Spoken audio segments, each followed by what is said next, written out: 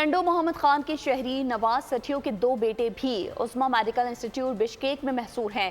نواز سٹھیو کا کہنا ہے کہ پاکستانی ایمبیسی نے محصور پاکستانی طلبہ کو نکالنے کے لیے تاحال کوئی قدم نہیں اٹھایا۔ اگر میرے بچوں کو کچھ ہوا تو ذمہ دار پاکستانی ایمبیسی اور حکومت ہوگی۔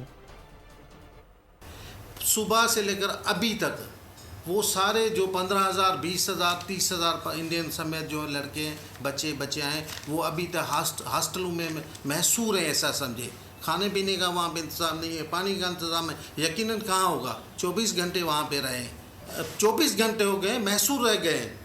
آج رات انتہائی سینسٹیو ہے۔ میں گورنمنٹ کو وارن کرتا ہوں کہ آپ خدارا ہمارے بچوں کا خیال کریں۔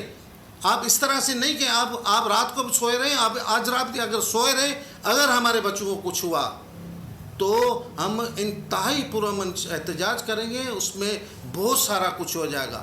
اور قانونی طور پہ اگر کچھ ہوتا ہے ہمارے بچوں کو تو ہم ابھی جو حکمران ہیں ہم ان پہ وہ قانونی جو سسٹم کریں گے، ہم ان پہ قانونی جو وہ کریں گے کمپلین وغیرہ۔